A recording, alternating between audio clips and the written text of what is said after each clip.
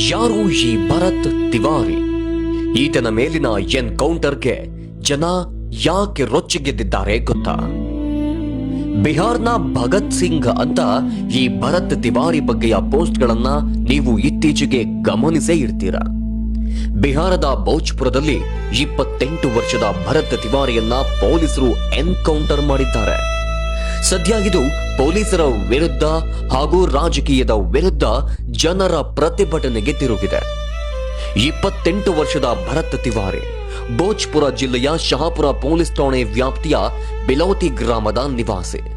ಸ್ಥಳೀಯವಾಗಿ ಕೆಲವೊಂದು ಮೂಲಭೂತ ಸೌಕರ್ಯಕ್ಕಾಗಿ ಧ್ವನಿ ಎತ್ತುವ ಮೂಲಕ ಸಣ್ಣ ಹೆಸರನ್ನ ಮಾಡಿದ್ದಂತಹ ವ್ಯಕ್ತಿ. ಇತ್ತೀಚೆಗೆ ಪ್ರವಾಹ ಪೀಡಿತ ಪರಿಹಾರಕ್ಕಾಗಿ ಧ್ವನಿ ಎತ್ತಿದ್ರು. ಜೊತೆಗೆ ಸೇಮ್ ಅದಕ್ಕೆ ಸಂಬಂಧಪಟ್ಟಂತೆ ಮನೆ ಹಾಗೂ ಮೂಲಭೂತ ಸೌಕರ್ಯಕ್ಕೆ ಹೋರಾಟ ಆರಂಭಿಸಿದ್ರು. ಇದರ ನಡುವೆ ಜೂನ್ 17ರಂದು ತಿವಾರಿ ಬಿಲೌಟಿ ಗ್ರಾಮದಲ್ಲಿ ಪಿಸ್ತೂಲ್ ಹಿಡಿದು ಸಾರ್ವಜನಿಕವಾಗಿ ಗುಂಡು ಹಾರಿಸುತ್ತಿದ್ದಾನೆ ಎಂಬ ಮಾಹಿತಿ ಮೇರೆಗೆ ಪೊಲೀಸರು ಸ್ಥಳಕ್ಕೆ ದೌಡಾಯಿಸಿ ಶರಣಾಗುವಂತೆ ಕೇಳಿದ್ದಾರೆ. ಆದರೆ ಭರತ್ ತಿವಾರಿ ಗುಂಡು ಹಾರಿಸುವುದನ್ನ ನಿಲ್ಲಿಸದಿದ್ದಾಗ ತಮ್ಮ ಮೇಲಿನ ದಾಳಿಗೆ ಆತ್ಮರಕ್ಷಣೆಗಾಗಿ ಪೊಲೀಸರು ಎನ್ಕೌಂಟರ್ ಮಾಡಿದ್ದಾರೆ. ಇದು ಪೊಲೀಸ್ ಇಲಾಖೆ ನೀಡಿರುವ ಹೇಳಿಕೆ.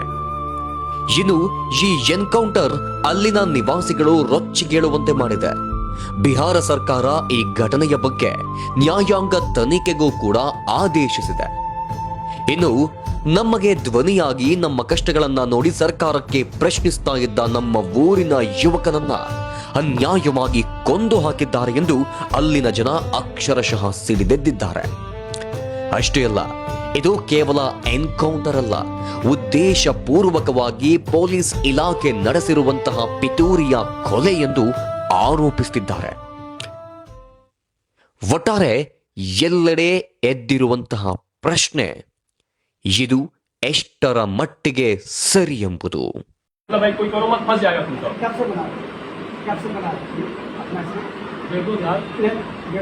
जब से नहीं करने का तो हम बहुत पहले से अच्छा कार्य करते थे, लेकिन बेहतर अच्छा यही मुख्यमंत्री जो यहाँ का